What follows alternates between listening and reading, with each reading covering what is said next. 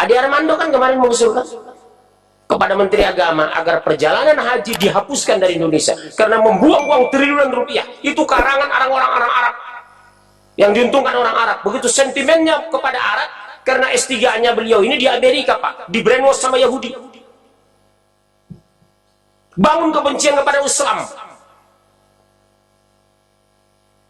Malu berjubah, malu bergamis, malu pakai baju koko, malu ngaji, malu pegang Quran. Ini target kafir. Berhasil mereka di Indonesia ini. Yang dimasukkan apa? Dasi jas. Subhanallah. Apa yang saya katakan kemarin? Minder peradaban. Oh, kita bukan orang Arab. Saya jawab, kita bukan orang Amerika. Kenapa ente berdasi? Betul ya, Pak?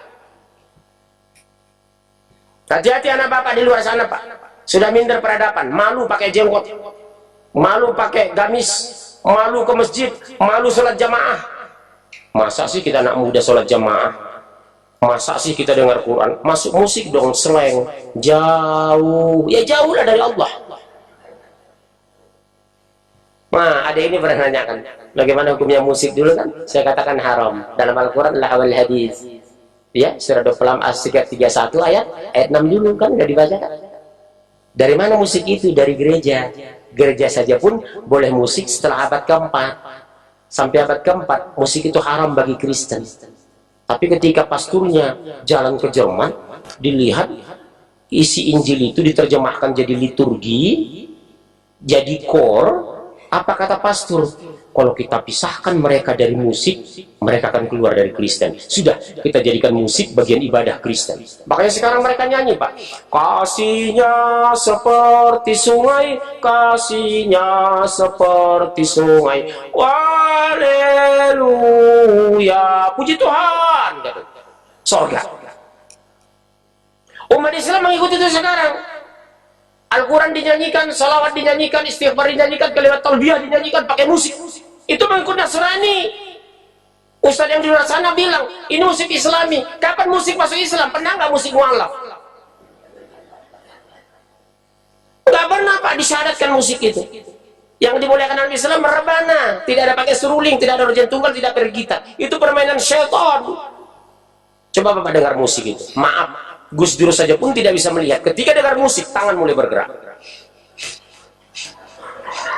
Iya, Pak. Saya bukan menghina, Pak, menirukan. Coba dengar musik Gus Dur. Iya. Benar, coba lihat. Begitu luar biasa musik. Yahudi itu mengintai. Umat Islam tidurkan dengan musik. Musik tidak dihafal pun anak-anak hafal. Sementara Al-Quran dihafal pun hilang. Anak saya Pak itu, oh, cepat sekali hafal musik itu. Padahal nggak pernah dihafal. Tapi baca Quran, meringis baru mau. Kenapa? Begitu disuruh baca Quran, setannya langsung masuk. Coba lihat Bapak kan, asal ngaji cari senderan. Kenapa? Setan menyuruh nyender gitu. Iya Pak, pengaruh setan ibu itu. Akhirnya kesetanan. Terus tentang setan, telah ditetapkan bahwa siapa yang berkawan dengan dia, maka dia akan menyesatkannya. Barang siapa yang berteman dengan setan, pasti dijamin Allah loh. Pasti menyesatkan. Masalahnya Bapak tahu nggak? Antum tahu nggak? Kenapa semudah itu kena bisikan setan? Karena mempengaruhi manusia tidak vulgar, tidak kasar, tidak keras, lembut, halus. Itulah yang dilakukan orang jilid. Udahlah, kita nggak perlu lah mengaku masuk surga. Orang lain juga punya hak kok. Udahlah, nggak usah sholat kok. Yang penting kebaikan. Nggak usah kurban, yang penting sedekah. Nggak usah berangkat naik haji, yang penting membangun orang muslim yang tidak mampu. Nggak perlu sholat lah, yang penting eli. Ya Bu, setan itu menggoda Adam halus sekali.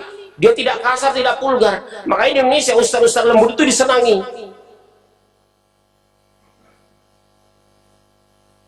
Betul kan?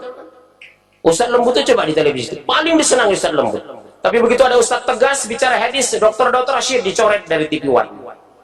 Ada Ustaz tegas, Dr. Anwar Sanusi dicoret dari TV One. Ada ustadz tegas bicara tafsir, Ihsan Tanjung dibuang dari Antv. Mereka curhat sama saya. Saya sudah diusir Pak Munjiri, kata Ustadz Dr. Asyid. Tegas dia bicara hadis ini. Maunya mereka ustadz itu cengengesan, serba boleh, pakai musik. Lihat TV One itu. Makanya saya diminta di sana, saya nggak mau. David Khalid menghubungi saya. Pak Munjir, bagus saya ngisi kajian. Tahu David Khalid ya, aktor itu. Habis pengajian datanginya saya, Pak Munjir, mau nggak saya minta televisi gini?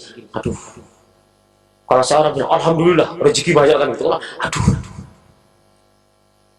Kenapa? 10 menit masuk musik, 10 menit masuk musik, yang nyanyi wanita. Sore itu kan aurat. 10 menit ceramah masuk iklan. Iklannya sabun, busana dibuka satu-satu. Ya kan iklan sabun itu. Orang sudah tahu kok sabun untuk mandi, nggak perlu buka busana di televisi itu. Membuat bapak-bapak, oh, gitu. Subhanallah. Terus, antum, habis, terus. Surah 69 ayat 42. Dan bukan pula perkataan tukang tenung. Makanya tidak boleh percaya paranormal. Ibu selalu ngotot, ngeyel, kareh kapangu. Apa jawaban ibu? Dia Pak pakai Quran. Saya bilang, Quran bisa diseret kemana-mana. Bisa dipakai orang soleh, bisa dibaca orang salah. Bisa dimanfaatkan oleh dukun, bisa dipakai orang mukmin. Makanya membaca Al-Quran disuruh ta'awudz, a'udzubillah, berlindung kepada Allah. Karena apa? Kalau tidak berlindung bisa diselewengkan setan maknanya, artinya, tafsirnya. Jadi a'udzubillah, berlindung kepada Allah. Firman Allah saja pun yang pasti benar, kita masih berlindung kepada setan ketika ingin membacanya, apalagi tulisan manusia. Ta'awudz ya, bukan bismillah. A'udzubillah. Firman yang sudah mutlak kebenarannya, dijamin kepastiannya, kemuliaannya, maaf, masih berlindung kepada Allah dari gangguan setan. Karena setan bermain di tafsir. Orang jili itu hebat-hebat Pak Profesor kok. Kami pernah dialog dengan 8 profesor di UIN Jakarta. 8 profesor Pak. Tapi alumni Amerika, Toronto, Kanada, Australian University, dosennya orang Yahudi. Yahudi itu baca Quran, tafsir diselewengkan. Kalau tafsir kita Ibnu Katsir, Al-Qurtubi, At-Tabari, rujukannya langsung kepada Rasul, ashabah, para sahabat, Abu Hurairah. Kalau dia mereka enggak, menurut otaknya. Makanya salah satu buku karangan mereka Pak, hati-hati Pak, Sirah Nabi Muhammad, karangan mereka mengatakan Rasulullah menikah, mas kawinnya kitab Injil dari Khadijah. Bukunya dijual di toko buku mereka itu, Gramedia itu. Itu yang terbaca ibu-ibu nanti. Saya baca sudah itu Pak. Mas kawinnya Rasulullah dengan Siti Aisyah Khadijah adalah Injil, Bible. Mana dalilnya itu Pak? Yang ngarang siapa? Orang Nasrani ini Pak, orientalis. Jadi menafsirkan Al-Quran berdasarkan orientasi dan fiksinya, khayalannya, bukan berdasarkan tafsir Rasul. Tafsir itu ada 2 yang paling solid Pak. Apa itu? Tafsir ayah bin ayah, Al-Quran ditafsir Al-Quran, tafsir ayah bil hadis, Al-Quran ditafsir hadis. Di luar itu berpotensi menyimpang. Tidak semua ulama segampang itu menafsir Al-Quran. Makanya rujukan tafsir saya yang sering saya jelaskan di depan Bapak ini ada 3 Pak. Ibnu Katsir, Al-Qurtubi, At-Tabari. 3 meja di rumah saya tafsir itu. Harganya mahal memang Pak. Seluruhnya sekitar 20-an, 20 juta. Satu meja nggak muat itu Pak tafsir itu. At-Tabari itu. Kenapa saya membaca itu? Karena aman saya. Tafsirnya langsung kepada Rasul. Tafsirnya kepada sahabat. Ibnu Abbas, Ibnu Jarir. Kalau sekarang kan terbalik. Semua menafsir Quran.